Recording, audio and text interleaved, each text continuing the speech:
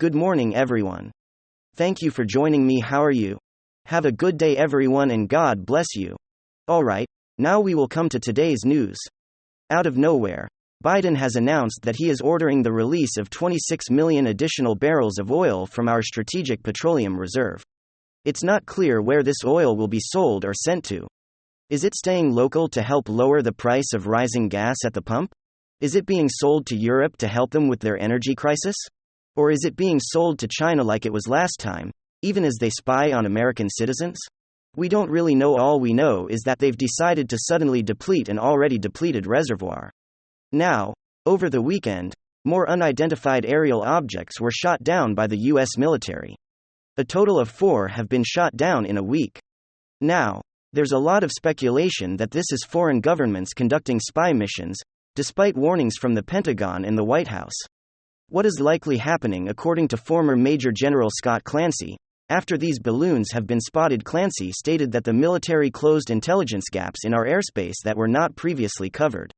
In basic terms, we are likely just becoming more aware of objects that have been spying on the United States previously undetected.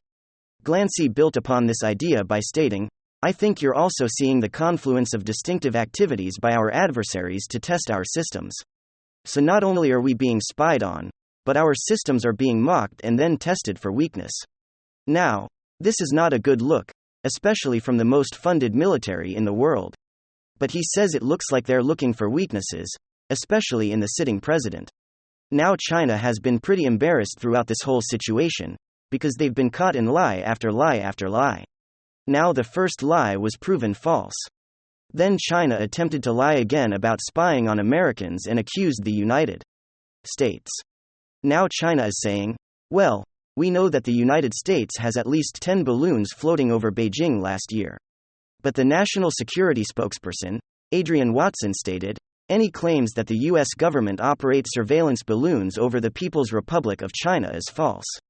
It is China that has a high-altitude surveillance balloon program for intelligence collection, and that it has used this to violate the sovereignty of the United States and over 40 countries over 5 different continents. Now, here's where the whole unidentified flying objects gets kind of suspicious. The government is refusing to disclose what these objects are that they shot down. We were told the one over Alaska is long and cylindrical and bigger than a vehicle in gray. The second one we're being told is octagonal, meaning it's got 8 sides to it. It looks like a stop sign. And now the Pentagon and the media are openly calling these UFOs. So are we under attack from something outside of our planet? One general from the Pentagon suggested that this could be an alien invasion. Now, he didn't clarify whether that means alien meaning other countries, or if he means alien, meaning other planets, but a lot of internet is starting to get a little bit nervous about why they're covering the story up while at the same time using language like UFOs, aliens out of this world attacks, things like that. Now, second, if the government is dragging UFOs into the news, it's usually a distraction for the world and the American people to cover up a big story or a story that hurts people in Hollywood or in government. Some are saying that perhaps the blacklist from Jeffrey Epstein is about to be released. Others say this is a cover-up as the government starts to investigate the president and his son Hunter Biden. But let me know in the comments down below, what do you think is really going on? Because these are big stories in the media right now. Now, despite their previous issues, Trump has continued to defend his former Vice President Mike Pence, and is saying Mike is a good guy, leave him alone, you need to drop these subpoenas against the former Vice President. Trump's legal team has even announced that it will challenge the subpoena of Mike Pence on grounds of executive privilege. Even with their differing views on the legitimacy of the 2020 election outcome. Trump recently called Pence an honorable man on an interview on Fox News. Both former leaders are currently being investigated regarding their possession of classified documents, as well as the sitting President Joe Biden for his handling of classified documents in 4 different locations. The war between Ukraine and Russia may escalate soon, as the U.S. Embassy in Moscow has issued a stark warning telling all American citizens to get out of Russia immediately. While Americans were discouraged from traveling to Russia, they were also discouraged from remaining in Russia. The statement reads, Russia may refuse to acknowledge dual national U.S. citizenship, denied their access to us consular assistance, and they may conscript you. So basically, even if you're a national citizen, Over in Russia, they may force you to join the Russian military or be killed and go fight Ukraine even if you're not a Russian citizen. So, in simple terms, basically, you could be drafted into the Russian military, and all of the danger and pressure that comes along with them. Now, Russia has taken some of its highest casualties in this war in the last few days. However, the Russian Federation Army under the command of Putin has pummeled the Bakhmut region of Ukraine and one of the largest missile attacks to date. Zelensky says these offensives will only worsen as Putin gets closer to the one-year anniversary of his invasion on the 24th of February. The stock market is green today, with all major indexes being positive. Gold and silver were slightly down for the day, and Bitcoin and Ethereum were down, and they've been down about 10% from their previous comeback high. The IRS announced that it is ahead of schedule on tax returns for 2022 taxes. So although you might get back less, you might get it back faster. The IRS says analysts are saying we could see a rise in the stock market in the next few weeks as companies begin to buy back their own stock shares before a new buyback tax is rolled out by President Biden and the White House to raise revenues. The White House wants to tax businesses for buying back their own stocks.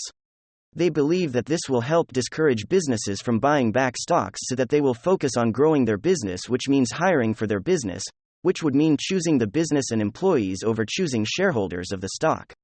Now this is going to get really crazy. This could actually bankrupt the Biden family.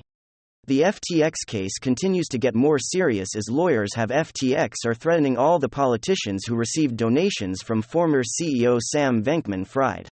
The lawyers are requesting that these politicians who received stolen money donations to fund their campaigns be returned. These campaign donations be returned. Here's what the statement read.